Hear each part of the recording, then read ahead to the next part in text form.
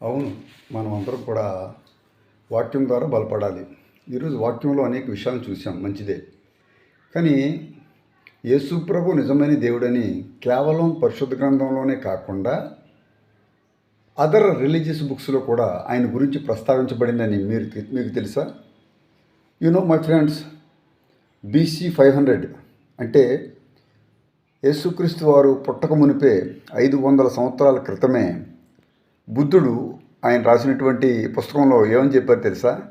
నేను గతించిన అంటే నేను చనిపోయిన 500 సంవత్సరాల క్రితం మెతయా అనేటువంటి ఆయన అవతరిస్తారు, మీరందరూ ఆయనను వెంబడించాలి అని ఆయన రాసినటువంటి త్రిపీఠికలలో దిగానికలో ఆ యొక్క విషయం ప్రస్తావించబడింది. మై ఫ్రెండ్స్, ఒక బుద్ధిస్టు ఒక బుద్ధుడే కాకుండా పారసిక దేశాల మత ప్రవక్త అయినటువంటి జోరాస్టర్ కూడా యేసుక్రీస్తు గురించి ఏం చెప్పారో తెలుసా?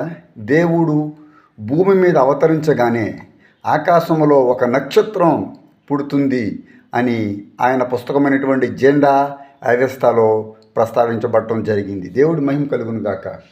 అదర్ రిలీజియస్ పుస్తకాలలో ప్రభు అయిన యేసుక్రీస్తు గురించి ఏ విధంగా ఆయన నిజమైన దేవుడని, ఆయన లోక రక్షకుడని, ఆయన ద్వారా మనుషులందరి పాపాలు పోతాయని ఎలాగ ప్రస్తావించబడిందో ప్రతి మనిషి, every soul, every brother, every sister in this world, ఈ ప్రపంచంలో ప్రతి ఒక్కరు తెలుసుకోవాలి. అంతేకాదండి, గ్రీక్ దేశంలో ఉన్నటువంటి గొప్ప తత్వవేత్త ప్లేటో ఉన్నటువంటి వ్యక్తి ఏమంటాడు తెలుసా? దేవుడే అవతరించకపోతే అని ఒక మాట అంటున్నాడు, పరమునకు వెళ్ళడానికి మార్గమే లేదు. మరి ఆ దేవుడే పరమునకు మార్గమని ఆ విషయం ప్లేటో గారు చెప్పడం జరిగింది. ఆ దేవుడే పరమునకు మార్గము. యేసుప్రభు ఏమంటున్నారు? నేనే మార్గము, నేనే సత్యము. ఇప్పుడు మీకు బుద్ధిజంలో యేసుప్రభు దేవుడని వారు రచించినటువంటి పుస్తకాల్లో మనం చూసాం. అదేవిధంగా జైన మతాలలో లేక పారసిక దేశపు మత ప్రవక్త అయినటువంటి జోరాస్టర్ గారు రాసినటువంటి ఆ పుస్తకంలో ఎవరైతే పుట్టినప్పుడు నక్షత్రం పుడుతుందో ఆయన నిజమైనటువంటి దేవుడని జెండా వ్యవస్థలో ఆయన ప్రస్తావించబడటం నేను చూపించాను. థర్డ్లీ, మూడో విధంగా గ్రీకు తత్వవేత్త అనేటువంటి గొప్ప వ్యక్తి ప్లేటో గారు ఏమంటున్నారంటే దేవుడే పరమునకు మార్గము. మార్గం అనే పదము ప్రభు అయిన యేసుక్రీస్తు మాత్రమే ఉపయోగించారు. అంతేకాదండి, చైనా దేశంలో ఒక గొప్ప భక్తుడు ఉన్నాడు, అతని పేరు కన్ఫ్యూషియస్. అతను ఏమంటాడు తెలుసా? దేవుడు అనేవాడు భూమధ్య కేంద్రంలో పాలస్తీనాలో పుడతాడు.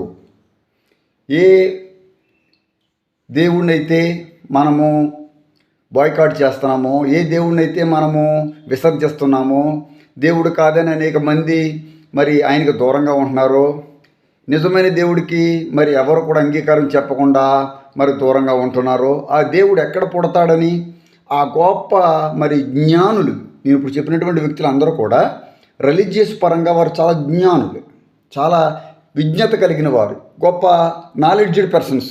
ఆయన కూడా ఏమంటున్నాడంటే కన్ఫ్యూషియస్, భూమికి కేంద్రంలో అయినటువంటి పాలస్తీనాలో ఎవరు పుట్టారు? పాలస్తీనాలో ప్రభు అయిన యేసుక్రీస్తు కదా. మార్గము అని ఎవరు పిలువబడ్డారు? ప్రభు అయిన యేసుక్రీస్తు కదా. నేనే మార్గం అని చెప్పింది ఆయన కదా. నక్షత్రం ఎవరు పుట్టినప్పుడు పుట్టింది? యేసు ప్రభు వారు పుట్టినప్పుడు నక్షత్రం పుట్టలేదా?